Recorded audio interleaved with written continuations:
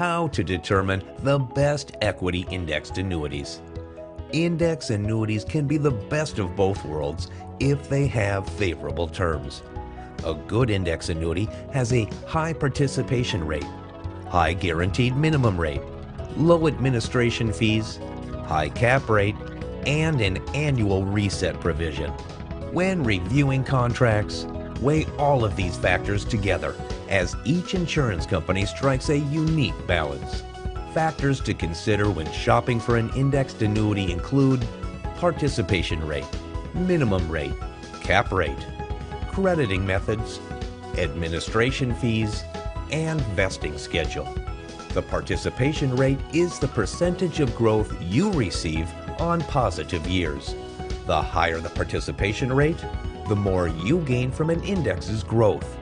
Small variations in this factor can significantly impact returns, so be sure to find the highest possible rate. Typical participation rates range from 50% to 90% depending on several factors. Let's see how participation rate affects returns. Let's compare two identical S&P 500 linked annuities. The only difference being that annuity A has a 50% participation rate, while annuity B has a 90% participation rate. If we invested $100,000 in both and the S&P 500 rose 14%, account A would have $107,000, while account B would have $112,600. That's a $5,600 or 40% difference. Because most indexed annuity earnings stem from moderately positive annual growth, getting a bigger piece of the pie via high participation rate is priority one. Every index annuity features a minimum rate that you receive during poor performance years. The minimum rate serves two roles. One, to protect against potentially catastrophic loss, and two, to generate moderate growth. Function 1 is far more important and comes with any index annuity contract. Function 2 is a nicety but shouldn't be prioritized over a participation rate. A typical index annuity contract will stipulate a 1 to 3% minimum rate.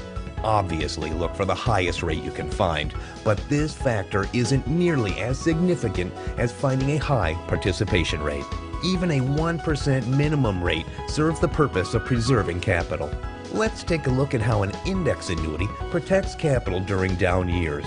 Suppose we invest in an S&P 500 linked annuity with a 50% participation rate. Suddenly, the market turns sour and the S&P 500 drops 40% over the next year.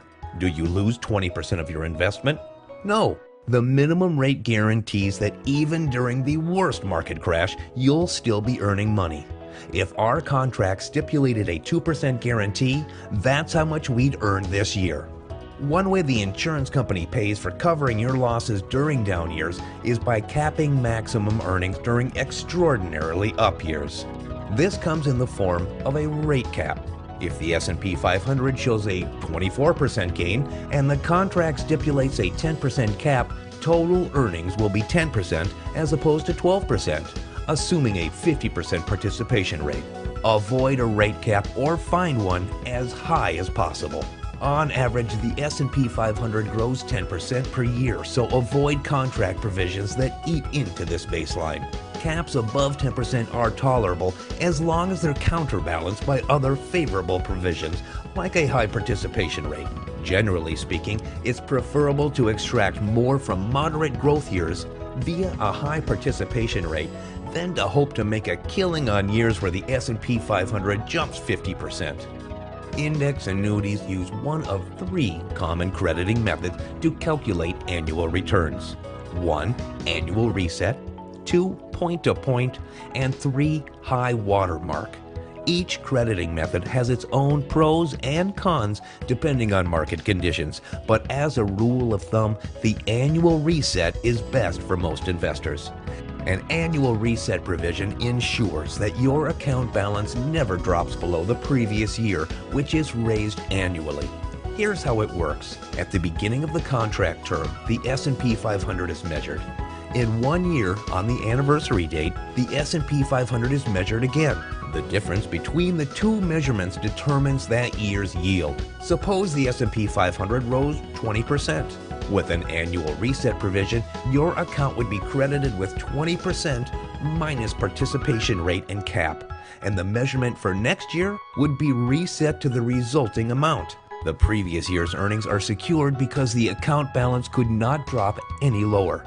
Some index annuities assess an annual administration fee in the range of 1 to 2%. This fee is levied by insurance companies to cover overhead and allows them to give higher participation rates, sometimes even as high as 120%. The administration fee is also deduced from principal and assessed regardless of index performance.